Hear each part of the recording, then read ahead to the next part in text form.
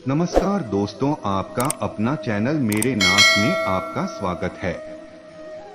दोस्तों, आप भी भगवान बुद्ध के विचारों से प्रेरित होकर जीवन में आगे बढ़ना चाहते हैं तो वीडियो को अधिक से अधिक शेयर करें और हमारे चैनल को सब्सक्राइब करें। नमस्कार दोस्तों, स्वागत है आपका आज एक और life change moral story of Buddha में। बुद्धा जी की ये मोरल स्टोरी आज आपको जीवन की एक बहुत अनमोल सीख देगी। यह सुनने के बाद से जीवन में कभी हार नहीं मानोगे। एक समय की बात है, गौतम बुद्ध के हजारों शिष्य उनके पास अध्ययन करने आते थे। गौतम बुद्ध से जब भी कोई चीज से ज्ञान प्राप्त कर लेता था तो उसे किसी दिशा में लोगों को जागरूक करने तथा शिक्षा देने के लिए भेज दिया करते थे। बुद्ध का एक शिष्य बुद्ध के आश्रम में लगभग 6 सालों से था। वह शिष्य महात्मा बुद्ध के पास आया और बुद्ध से कहा, मुझे यहाँ आए लगभग 6 साल हो गए। मेरे बाद कितने शिष्य यहाँ पर आए? उनमें से सभी शिष्य को आपने ज्ञान देने के लिए किसी न किसी दिशा में भेज दिया, लेकिन मुझे अभी तक नहीं भेजा। आखिर ऐसा क्यों? क्या मुझे आपका ज्ञान प्राप्त नहीं हुआ है? बुद्ध मुस्कुराए और बोले, यह तो तुम्हें खुद ही समझना पड़ेगा कि मेरा ज्ञान तुम्हें प्राप्त हुआ है या नहीं। शिष्य बोला, हे बुद्ध, आपने इन 6 सालों में जो मुझे उपदेश दिया है वह मुझे सब याद है। आपकी बताई हुई एक एक बात मुझे सब याद है। आप कुछ भी मुझसे पूछ सकते हैं, मैं हर उत्तर देने के लिए तैयार हूँ। आप मुझे एक मौका तो दे ताकि मैं किसी भी दिशा में जाकर लोगों को अपने ज्ञान के बारे में बता सकूं। इस पर बुद्ध ने बोला कि ज्ञान की बात को याद रखने से कोई फायदा नहीं जब तक तुम उस आदत को खुद नहीं अपनाओ। शिष्य ने कहा, जो भी हो, कृपया मुझे एक मौका जरूर दें। आप मुझ पर भरोसा रखें, मैं सभी को अपने ज्ञान से प्रभावित कर सकता हूँ। मैं लोगों को ऐसी बातें बता सकता हूँ जिससे लोगों के जीवन में शांति आ जाएगी और वह अपना शांतिपूर्ण जीवन जी पाएंगे।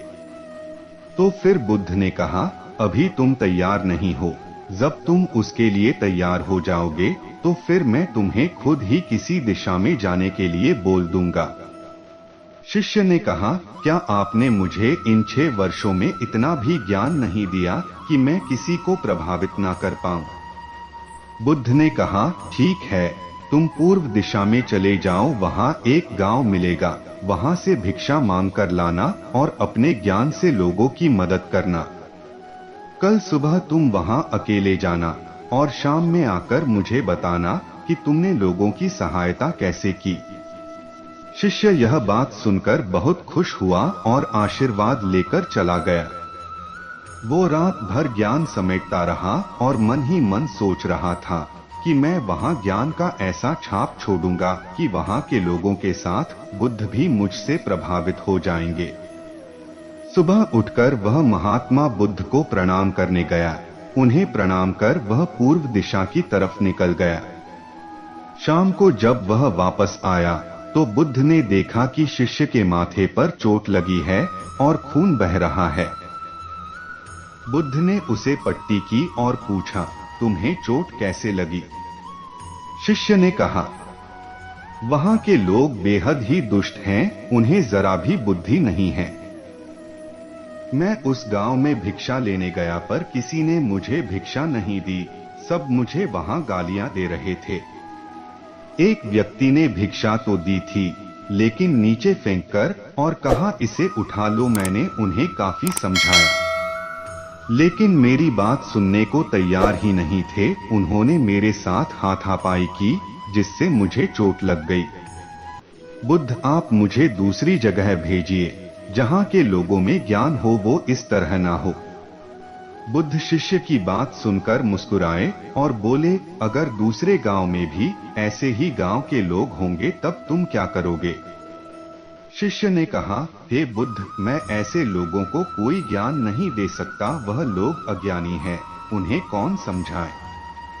बुद्ध ने कहा, वह लोग अज्ञानी नहीं बल्कि ज्ञानी है। उनके पास बहुत ज्ञान है, परंतु उनके पास खुद का ज्ञान है। अब अगर तुम किसी दूसरे के ज्ञान हो चोट पहुंचोगे तो वह कुछ तो कहेंगे ही।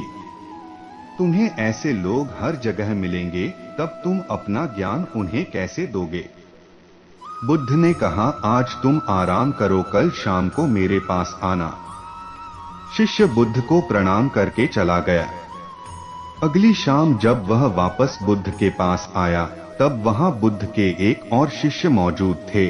उनके हाथ में भी चोट लगी हुई थी। बुद्ध ने शिष्य के हाथ पर चोट देख उस पर पट्टी की और उससे पूछा, तुम्हें यह चोट कैसे लगी? शिष्य ने कहा, आपने पूर्व की ओर एक गांव में मुझे जाने के लिए कहा था, तो वहीं मुझे चोट लगी। बुद्ध ने कहा, वहां तुम्हारे साथ क्या क्या हुआ, तुम मुझे बताओ। शिष्य ने कहा, वहां पर मैंने सबसे भिक्षा मांगी, लेकिन किसी ने भी भिक्षा नहीं दी।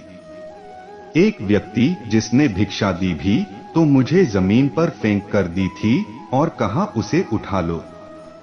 तो मैंने उसे उठाकर अपने झोले में रख लिया और मैंने उसे सफल होने का आशीर्वाद दिया। तब उस व्यक्ति ने मुझसे कहा, आप बड़े अजीब लगते हो, मैं आपका अपमान कर रहा हूं और आप मुझे आशीर्वाद दे रहे हो। तो मैंने उनसे कहा कि आप दानी हो, आपने मुझे दान दिया है, इसलिए मैं आपको आशीर्वाद दे रहा हूं।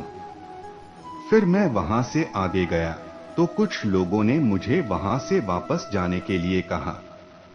उन्होंने मुझे कुछ अपशब्द है और मुझ पर पत्थर भी फेंके, जिससे मुझे चोट लग गई। और जब मैं वापस आ रहा था, तब रास्ते में मैंने एक माँ को रोते हुए देखा। वह अपने बीमार बच्चे को लेकर चिंतित थी। मैं तुरंत जंगल से जाकर उसके लिए जड़ी बूटी लाया, लेकिन वहां के कुछ लोग जड़ी बूटी देने नहीं दे रहे थे। फिर मैंने उनसे विनती की वह मुझे उस बच्चे का इलाज करने दे। उसके बाद वह जैसा कहेंगे मैं ठीक वैसा ही करूंगा। फिर जिस व्यक्ति ने मुझे भिक्षा दी थी, उसने गांव वालों को समझाया। तब उन्होंने मुझे उस बच्चे को जड़ी बूटी लगाने दी। उसके कुछ देर बाद वह बच्चा ठीक हो गया। फिर गांव के जिन लोगों ने मुझसे अभद्र व्यवहार किए थे, उन्होंने मुझसे माफी मांगी और धन्यवाद कहा। फिर मैं वहां से वापस आ गया। हे बुद्ध, मेरी आपसे एक विनती है, उस गांव के लोग बहुत भोले भाले हैं। क्या मैं रोज उसी गांव में जाकर भिक्षा मांग सकता हूं? यह सभी बातें पहला शिष्य खड़ा होकर बड़े ध्यान से सुन रहा था। उसने यह सुनते ही बुद्ध के चरणों में गिरकर कहा, हे बुद्ध, मैं समझ गया हूं कि अभी मैं उस लायक नहीं हुआ हूं कि मैं दूसरों को ज्ञान दे सकूं। बुद्ध ने कहा, हमें बाहर वैसे ही लोग दिखाई देते हैं जैसे हम अंदर से होते हैं। जब तक स्वयं को नहीं बदल सकते, तब तक किसी को नहीं बदल सकते हैं। खुद में बदलाव लाना ही जरूरी है। अपने आप में बदलाव लाकर ही इस दुनिया को आप जीत सकते हो। हम आशा करते हैं कि आपको यह वीडियो पसंद आया होगा।